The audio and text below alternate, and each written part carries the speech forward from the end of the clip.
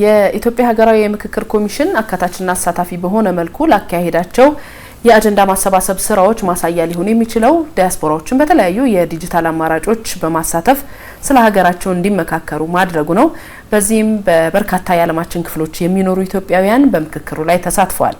ከዚህ ጉዳይ ላይ ሳንወጣ ተጨማሪ ቆይታ ለማድረግ ደግሞ የኢትዮጵያ ዲያስፖራ አገልግሎት ዋና ዳይሬክተር የሆኑትን አምባሳደር ፍጹም አረጋን ስቱዲዮ ጋብዘናቸዋል። ጥቂት ደቂቃዎችን ያህል ከሳቸው ጋር ቆይታ እናደርጋለን። እንኳን ደህና መጡ አምባሳደር። እናመሰግናለን። እስቲ አስቀድመን አጠቃላይ የዲያስፖራው ማህበረሰብ በምክክር ሂደት ውስጥ የነበረው ተሳትፎ ምን ይመስላል የሚለውን መነሻ እናደርግ። እሺ፣ አመሰግናለሁ። እንግዲህ ያው በቅድሚያ የሀገራዊ ምክክር ኮሚሽን በአዋጅ የተቋቋመ ገለልተኛ የሆነ አካል ነው።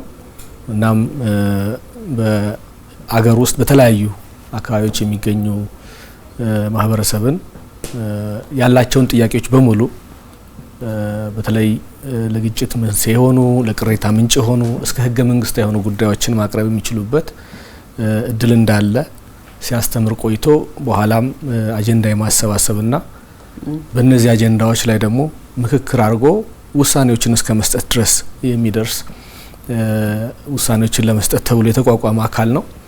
ስለሆነም ልክ እንደ አንድ በኢትዮጵያ ጉዳይ ያገባኛል እንደሚል ማህበረሰብ በውጭ የሚገኙ ኢትዮጵያውያንና ትውልደ ኢትዮጵያውያንም ይህ እድል እንዲያገኙ ራሳቸውን በተለያዩ መድረኮች ይጠይቁ ነበረ። የምክክር ኮሚሽኑም ይህንኑ ለማመቻቸት ጥረት አድርጓል። በመጀመሪያ ከሀገር ከመውጣታቸው በፊት ማለት ምክክር ኮሚሽኑ አገር ውስጥ ሆኖ ይህን ጉዳይ እንዴት ነው ማወያየት የሚችለው የሚለውን ለማወቅ በበይነ መረብ ወይ በኢንተርኔት አማካኝነት የተለያዩ መድረኮችን አመቻችቷል። በዋናነት የማስተማሪያና የዝግጅት የሚመስሉ ነው የነበሩት እነሱ። ከዛም ወደ ተለያዩ ሀገሮች መሄድ እንደሚፈልጉና ከሎጂስቲክስ አንጻር ምን አይነት እገዛ ልናደርግላቸው እንደምንችል ጥያቄ አቅርበውልን በዛ ጉዳይ ላይ ዝርዝር ምክክር አድርገናል።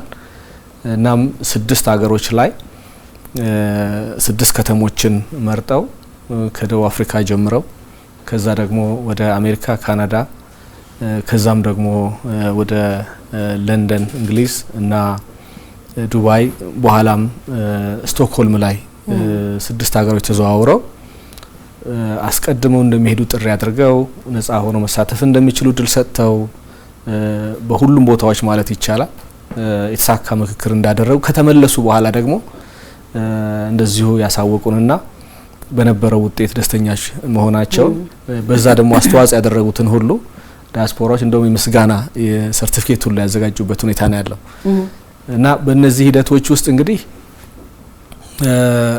የተለያዩ ሀሳቦች እንደቀረቡላቸው የነሱ ዓላማ በጉዳዮቹ ላይ መከራከር ሳይሆን ሀሳቦችን ወስደው በአጀንዳነት ቀርጸው ከዛም ደግሞ እነዚህ አጀንዳዎች ላይ ውይይትና ውሳኔ የሚሰጠው አካል እንዲሰየም ለዛ የሚሆኑ ተወካዮቻቸውን የማስመረጥ ነበርና በ6ቱም ሀገሮች ላይ በአካል የተገኙትን በአካል መገኘት ያልቻሉትን ደግሞ የኢንተርኔት አማራጮችንም ጭምር ሰጥተው ነው የሄዱት።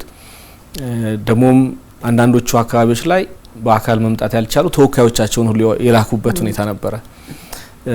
ስለሆነም ምክክሩ እንግዲህ ሰላም ተሰርቶበት ነው የሚመጣው።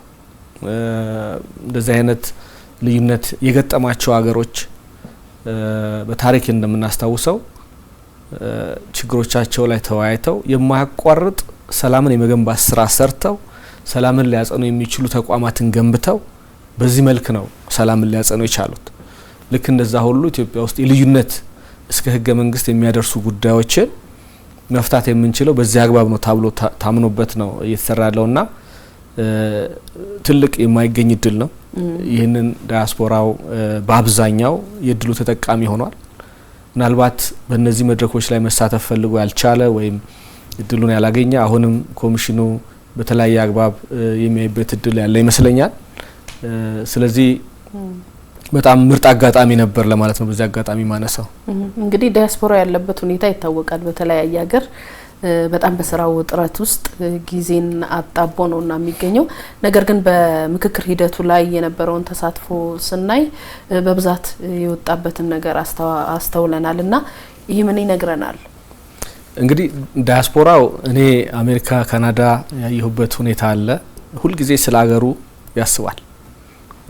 ምናልባት እኔን ጨምሮ ውጭ በቆየሁባቸው ጊዜ ምናልባትም አገር ውስጥ ካለ ሰው በላይ ብዙ መረጃዎችን ነው የምንቃርመው ስለ ሀገራችን ዴይ ቱ ዴይ ሆነ ማለት የዕለት ተዕለት ሁኔታ በከፍተኛ ናፍቆት ነው መረጃ የምንከታተለው እና እንደውም ወደ ሀገር ሲመለሱ ከዛ ሁሉ ረፍት የሚያደርጉበት ጊዜም እንደሆነ ነው የሚናገሩት። እኔም እንደዛ ነው የሚሰማኝ። በራቅን ቁጥር ብዙ ነገር ያመለጠን ብዙ ነገር ይሆን ይመስለናል እና ሁሉ ጊዜ ሴንሲቲቭ ነው ሁሉ ጊዜ ለሀገራችን ጉዳይ። በዚህ አጋጣሚ ፈተናው ምንድነው እውነተኛና ያልሆነውን ጭምር እስከመለየት እስከሚያቅት ድረስ ሁሉን የተገኘውን መረጃ ሁሉ የመውሰድ ነገር አለና እንደዚህ አይነት እድሎች ሲያጋጥሙ በጉጉት ነው የሚጠባበቁት። ምን ሊሉ ነው ደግሞ እነዚህ ደግሞ እነማን ናቸው? መንግስት ነው ወይ የላካቸው? እስቲ ሄደን እንስማ፣ እስቲ መጨረሻቸውን እናያለን። በጥርጣሬ እንደገና ደግሞ ከኛ የሚጠበቀው ለምን አንወጣም በሚል በኃላፊነት በሁለቱም አግባብ ነው እየተንቀሳቀሱ የነበረውና ምንም እንኳን ከፍተኛ የስራ ጫና የጊዜ መጣበብ ቢኖርባቸው አንዳንዶቹ ከሩቅ ቦታ ሁሉ ተጉዘው በእነዚህ መድረኮች ላይ መሳተፋቸውን ተረድቻለሁና ይሄ የሚያሳየው ኢትዮጵያ ውስጥ ላለው ጉዳይ ኢትዮጵያ ውስጥ ላለው የሰላም መጽናት መነጋገር ብቸኛው መፍትሄ እንደሆነ ያመነው የዲያስፖራ ቁጥር ቀላል አይደለም።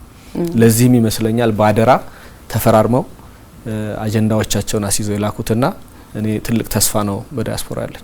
መልካም አመሰግናለሁ አምባሳደር። አመሰግናለሁ። ተመልካቾቻችን የኢትዮጵያ ዲያስፖራ አገልግሎት ዋና ዳይሬክተር አምባሳደር ፍጹም አረጋ ናቸው።